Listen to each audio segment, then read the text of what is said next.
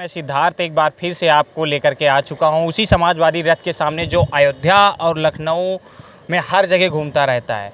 और ये हमारे साथ पंडित समरजीत जी हैं जो कट्टर समाजवादी हैं और ये आए दिन समाजवादी विचारधारा को लेकर के आगे अपने रथ को बढ़ाते रहते हैं। कहीं ना कहीं इनकी मुलाकात हर एक उस शख्स से होती रहती है, हर एक उस इंसान से होती रहती है जो समाजवादी विचारधारा रखते हैं। तो सबसे पहले हम इनसे ये बात करेंगे कि जिस तरीके से मेयर के चुनाव हुए और मेयर के चुनाव में कहीं ना कहीं बीजेपी जो है वो अपनी बढ़त बना करके रखी हुई है और समाजवादी पार्टी कहीं ना कहीं शायद अगर उसके मुकाबले में देखा जाए तो उतना ज़्यादा अच्छा रिस्पॉन्स इस बार भी नहीं रहा है। तो हम इनसे जानेंगे कि जिस तरीके से मेयर का चुनाव हुआ और मेयर के चुनाव में उतना अच्छा संतोषजनक रिजल्ट नहीं रहा, तो हम ये 2024 के चुनाव को किस तरीके से लेकर के चल रहे हैं, इनकी पार्टी समाजवादी किस तरीके से आगे वाली जो चुनाव आने वाले हैं 2024 में लोकसभा चुनाव, उनकी तैयारियाँ किस प्रकार से चल रही हैं। सबसे पहले आपका क्या नाम है? हम पंडित समरजीत, हम अयोध्या के रहने वाले हैं। आपने कब से समाजवादी पार्टी ज्वाइन किया? हम 2008 में शासन चुनाव महामंत्री चुने गए थे, उसके बाद समाजवादी पार्टी ज्वाइन करने का काम किए हैं। अच्छा, क्या कारण है कि आप जो समाजवादी पार्टी का जो रथ है गलियों में लेकर के चलते हैं, क्या इसका कुछ फंड वगैरह आता है कि आप अपनी खुद की विचारधारा है? ये देखिए, विचारधारा है प्लस हमें फंड की क्या ज़रूरत है। अरे हमारा समाजवादी परिवार, हमारा समाजवादी कुनबा ही पूरे उत्तर प्रदेश में इतना छाया हुआ है कि हमें कोई चीज़ कहीं कोई दिक्कत नहीं होती है। ये आपकी खुद की विचारधारा है? ये हमारी क्या, हमारे पार्टी की विचारधारा हमारी विचारधारा है जी। तो जिस तरीके से मेयर के चुनाव हुए हैं और मेयर के चुनाव में कहीं ना कहीं देखा जाए तो हर जगह पर बीजेपी के मेयर ही चुने गए हैं, तो क्या कमी रह गई थी समाजवादी पार्टी में जिस तरीके से मेयर के चुनाव में थोड़ा सा कमी आई है? देखिए, कमी कहाँ समाजवादी पार्टी हारी है जी। आप ये गलत कह रहे हैं, समाजवादी पार्टी कहीं नहीं हारी है, जनता हारी है केवल मशीन से। जहाँ जहाँ मशीन लगाई गई थी वहाँ वहाँ भाजपा ले गई और जहाँ मोहर थी, ठप्पा था, वहाँ समाजवादी पार्टी तथा विपक्ष एक नंबर पे है। तो कहीं ना कहीं एक बार फिर से ईवीएम पर सवाल उठता है। ईवीएम पे तो पूरा सवाल उठता है। पूरे गोरखपुर का मामला तो पूरे भारत में चल रहा है, उससे बड़ा प्रमाण क्या चाहिए कि 3 लाख वोट पड़ा और 5 लाख निकल रहा। हम तो यही कहेंगे क्या रात भर में ब्याज मशीन पैदा कर रही थी, कहाँ से इतना वोट बढ़ गया भाई? मतलब चुनाव के समय जो वोटिंग हुई है वो मात्र 3 लाख वोटें पड़ी हैं और 5 लाख वोटें निकल आई। हाँ, मशीन से 5 लाख गिनती में निकल रहा, तो आखिर ये रात भर में कितना ब्याज निकला? अच्छा। तो इससे साफ है कि जहाँ जहाँ चुनाव हुआ है सब मशीन के बल पे भाजपा सरकार ने जीता है मेयर। तो कहीं ना कहीं जो ये महंगाई है भारतीय जनता पार्टी में आए दिन बढ़ती जा रही है, इसको आप किस प्रकार से देखते हैं? देखते नहीं है तो गरीब जनता की कमर तोड़ी जा रही है, उनको बर्बाद किया जा रहा है।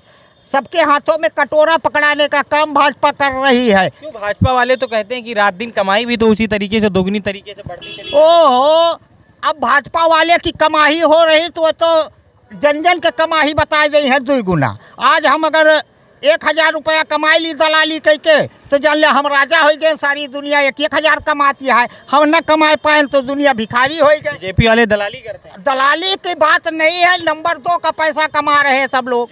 और कहीं ना कहीं तो उनको कहाँ गरीबी आना? अरे गरीबी तो उनको आ रही है जो फड़ुआ मजदूरी और खेती कर रहे हैं। उनके दिल से पूछिए, छुट्टा जानवर पूरी खेती चबा ले रहे हैं, हर चीज़ तो बर्बाद हो गया है। किसान अब आगे क्या पूछोगे?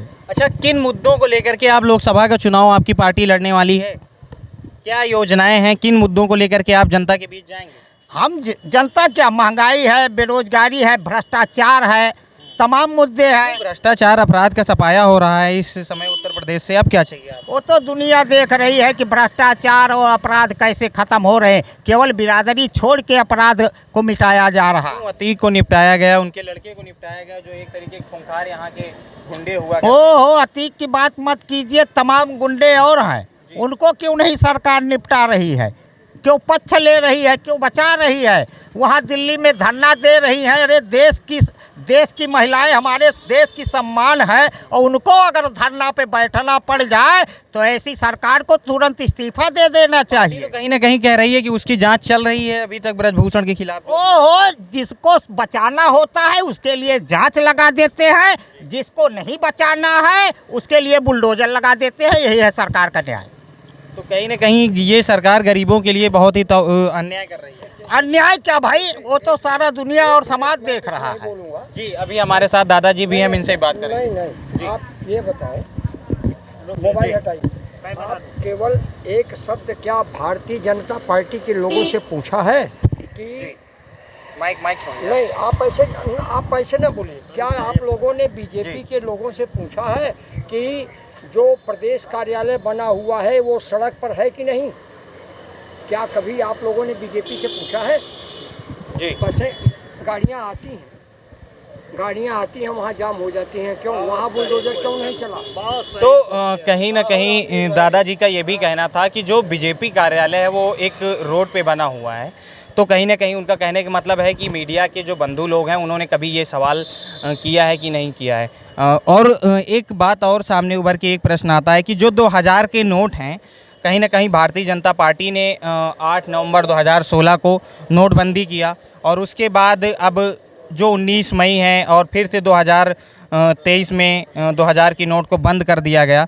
ये क्या कारण है? क्या सरकार अपने जो गलत कामों को छिपाना चाहती है? बिल्कुल, देखिए, अरे 2000 का नोट यही ले आए, 2000 का यही बंद रहे। इनको केवल पूरे उत्तर प्रदेश में बेरोजगारी, भ्रष्टाचार, हेन तेन फैलाना है। इसलिए लोगों को गुमराह करने के लिए इन्होंने कभी 1000 का नोट बंद किया, कभी 500 का बंद किया। तमाम यही इनका काम है। इनको कुल मिला के पूरा राजनीति लोगों को गुमराह करके करना है। 2024 में किसकी सरकार बनी? लोकसभा में तो अब की भाजपा साफ कर्नाटक ने ऐलान कर दिया, कर्नाटक का चुनाव ने, कि भाजपा जो है पूरे भारत से जाने वाली है। कर्नाटक के लोगों ने दिखा दिया। अब यहाँ भी चुनाव होने वाला है, वहाँ भी दिखा देंगे।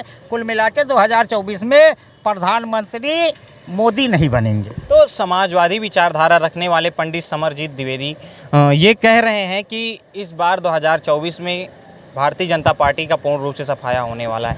ऐसी सभी ग्राउंड रिपोर्ट के लिए बने रहे हमारे साथ। मैं संवाददाता सिद्धार्थ मौर्य, गोमती नगर, लखनऊ।